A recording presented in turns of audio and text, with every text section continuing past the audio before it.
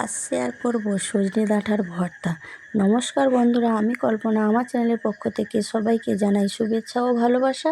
তোমরা নিশ্চয়ই ভালো আছো, আমিও খুব ভালো আছি। আমি নিয়েছি মোটা মোটা সাইজের 6-7টা ডাঁটা। এখন প্রত্যেকটা ডাঁটারই দানা হয়ে গেছে, তাই মোটা মোটা ডাঁটা বেছে নিয়েছি। 2 খণ্ড করে নিয়েছি। নিয়ে দেখো, গ্যাস জ্বালিয়ে গ্যাসে পোড়াচ্ছি। সবাই দেখতে থাকো, গ্যাসে পোড়াচ্ছি। আবার একটু উল্টে দিলাম। এক পিঠ হয়ে যাওয়ার পরে আবার একটা পিঠ উল্টে দিলাম। দেখো সবাই, গ্যাসে ডাঁটাগুলো ভালো করে পুড়িয়ে নেব।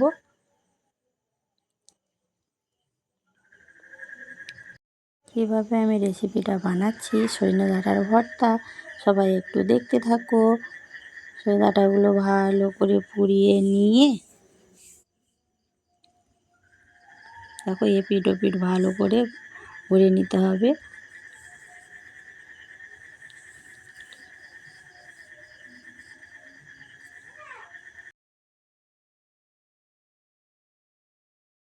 আমার ডাঁটাগুলো পুরানো হয়ে গেছে। সবাই দেখো, ডাঁটাগুলো পুরানো হয়ে গেছে। এই দেখো, নামিয়েছি।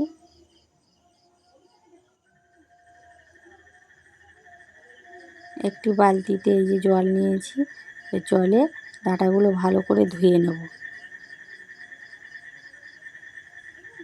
ভালো করে ধুয়ে তুলে নিচ্ছি ডাঁটাগুলো একটি থালাতে।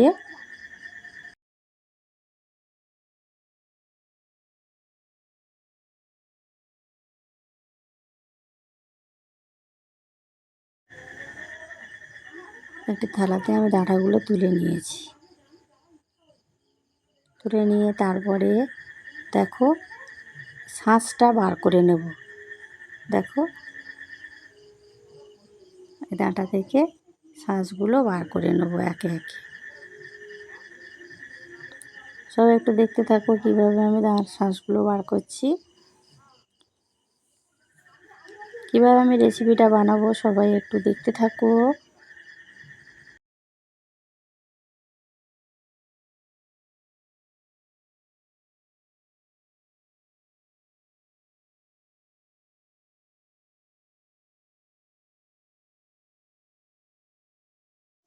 একে একে আমি সব ডাঁটা রাতিগুলো ছাড়িয়ে নিয়েছি। দেখো এই যে কতটা হয়েছে। এইবারে ভর্তা বানানোর জন্য নিয়েছি টমেটো কুচি, পেঁয়াজ কুচি, রসুন রসুন কুচি, আদা কুচি আর শুকনো লঙ্কা সব নিয়েছি। আর নিয়েছি কালো জিরে।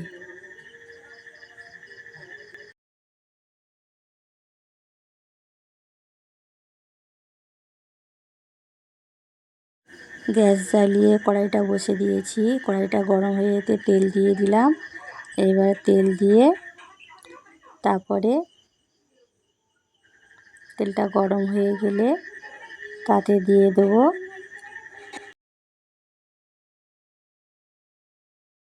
একে একে সব কিছু আমি ভেজে নেব। ওই তেলে দিয়ে দিলাম পেঁয়াজ কুচি, তারপরে দিয়ে দেবো পেঁয়াজ কুচিটা ভালো করে ভাজা হয়ে যাওয়া, একটু একটু হয়ে যাক, গরম হয়ে গেলে তারপরে দিয়ে দেবো ছাড়িয়ে রাখা রসুনের টুকরোগুলোও দিয়ে দেবো।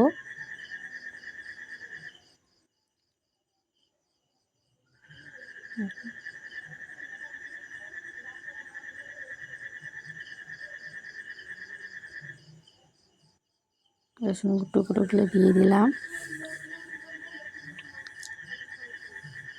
শুকনো লঙ্কা দিয়ে দিলাম।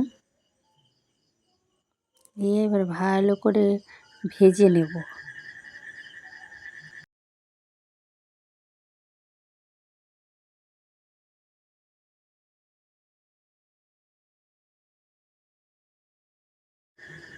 ভালো করে ভাজা হয়ে যাবে, কালো জিরেগুলো দিয়ে দিলাম।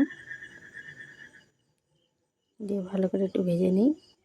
নেড়ে টেড়ে নিয়ে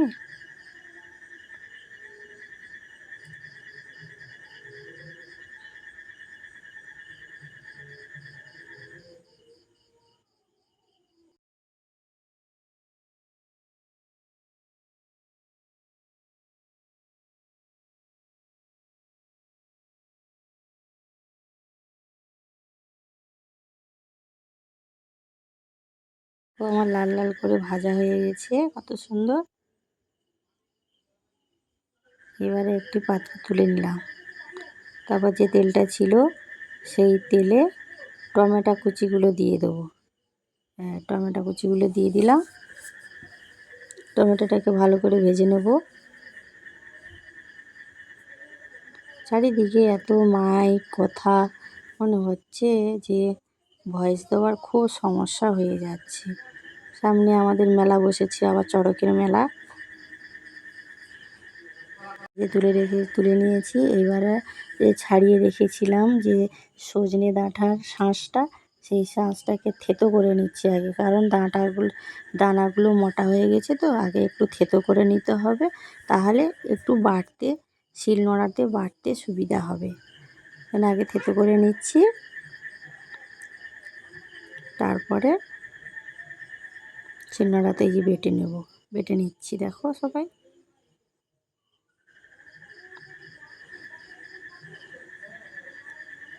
একে একে সবগুলো এরকম বেটে নিয়েছি। পেঁয়াজ রসুন ভেজে রেখেছিলাম, সেগুলোও বেটে নিয়েছি, দেখাইনি।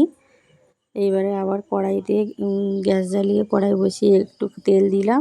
তেল দিয়ে তেলটা গরম হয়ে যাওয়ার পরে এইবারে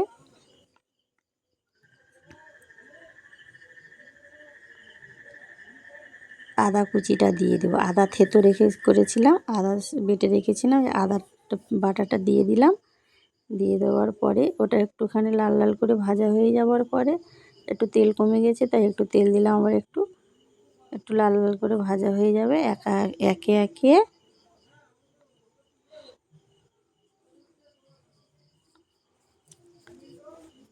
সবাই একটু দেখতে থাকো, কেউ স্কিপ করবে না, ফুল ভিডিওটা একটু দেখতে থাকো। তারপরে ওই সজনে ডাঁটা বাটাটা তুলে দিলাম। শাঁসটা ওই যে বেটেছিলাম, দেখো কত সুন্দর বাটাটা হয়েছে, বাটাটা তুলে দিলাম। তারপরে পেঁয়াজ রসুন আদা সব কিছু যে বেটেছিলাম, টমেটো সব একসঙ্গে এইবার তুলে দেবো। দিয়ে এবারে ভালো করে কড়াইতে ভেজে নেব। এবারে ওতে দিয়েছি স্বাদ মতো লবণ দিয়েছি। এইবারে একটু হালকা করে মিষ্টিও দিয়েছি, ওগুলো তো দেখাইনি, আমি স্কিপ করে গেছি। তা ওইগুলোও দিতে হবে, লবণটাও দিতে হবে, একটু হালকা মিষ্টিও দিতে হবে। আর লঙ্কাটা তো আমি দিয়েছি, শুকনো লঙ্কা বেটে দিয়েছি। আর তোমরা কে কেমন খাও, যদি বেশি ঝাল খাও বেশি দিতে পারো, আবার কম খেলে কম দিতে পারো। আমি মিডিয়াম দিয়েছি, কারণ এখন গরমের সময় এই যে লবণ একটু কম ছিল, একটু লবণ দিয়ে দিলাম। গরমের সময় তো একটু কম লঙ্কা খাওয়াই ভালো। সবাই একটু দেখতে থাকো।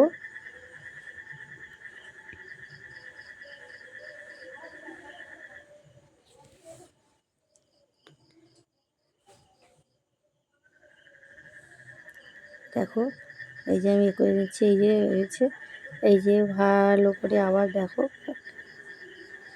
কালারটা কত সুন্দর। যদি ভালো লাগে লাইক কমেন্ট শেয়ার করে আমার পাশে থেকো। আর কিছু বললাম না, সবাই ভালো থেকো, সুস্থ থেকো, নিজের যত্ন নিও। টাটা।